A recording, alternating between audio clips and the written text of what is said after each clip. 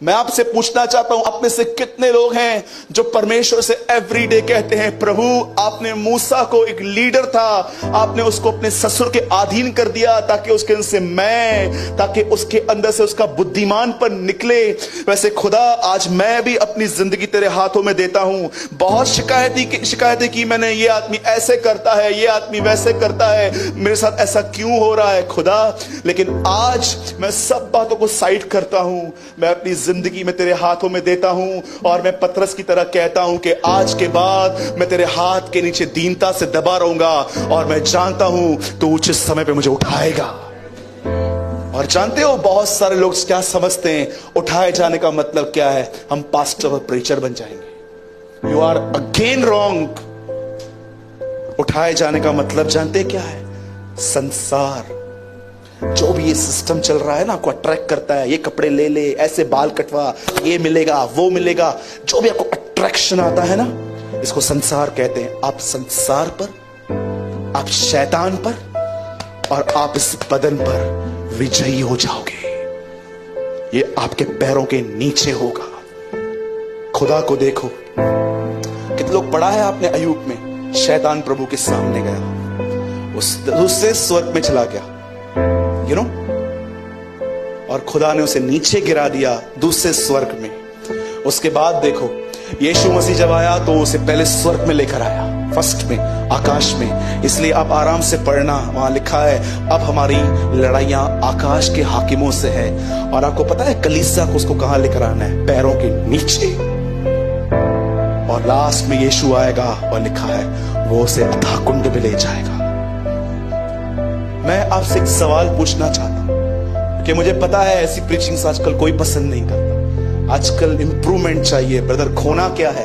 मैं आपसे पूछना चाहता हूं मेरे भाइयों और बहनों, आप में से कितने लोग हैं जिन्होंने अपनी जिंदगी सच में खुदा को सबमिट की, दे दी है एज अ क्रिश्चियन। अरे आप ये बोल रहे हो, पौलुस कहता है तुम अन्याय सह क्यों नहीं लेते, तुम अपने भाइयों की बदनामी करते हो। मैं आपसे पूछना चाहता हूं, आप में से कितने लोग हैं यहां पर जिन्होंने सच में परमेश्वर के सामने अपनी जिंदगी रख दी है, प्रभु आज के बाद लोगों को जो करना है करने दे, जो बोलना है बोलने दे, मैं कोई इंटरफेयर नहीं करूंगा, मैं चुप रहूंगा क्योंकि मैं जानता हूं तू मुझे तोड़ के नया बना रहा है। और जब उसने हाथ में रोटी ली, उसे तोड़ा और कहा यह मेरी देह है। कितने लोग हैं जब आपके हाथ में रोटी आती है और आपके हाथ में वो रोटी पड़ी रहती है तो आप ये सोचते हो मेरा मालिक ऐसे ही टूटा था मेरे लिए। कुछ लोग तो आपको पता है हाथ में रोटी लेके दुनिया की सोचते हैं और जब हम उनको बोलते खा लो वो खा लेते हैं, क्योंकि उनके लिए सिर्फ एक धार्मिक क्रियाकलाप है, उनके लिए प्रभु बोझ कोई मायने नहीं रखता। बहुत सारे लोग जिनका मसीह घरों में जन्म हुआ था वो सिर्फ संडे जाते, जानते क्यों, उस दिन रोटी मिलती है। नहीं, ये जाना जरूरी है। अच्छा इसका अर्थ क्या है, कुछ भी नहीं पता है ब्रदर। आपको पता है पौलुस क्या बोलता है, सब बातें नहीं, पर वो कहता है एक चीज जो मुझे प्रभु की ओर से मिली वो यह थी कि जिस रात वो पकड़वाया गया उसने रोटी ली थी। खुदा ने उसे एक ऐसी चीज बताई मरने से, उसके जन्म लेने से, जब उसका नया जन्म हुआ, खुदा ने उसे एक चीज बताई। तुझे पता है पौलुस, मैंने मरने से एक रात पहले रोटी तोड़ी थी। इसीलिए वो आगे कहता है यदि हम उसके साथ मर गए तो हमारा यह विश्वास है हम उसके साथ जिएंगे भी।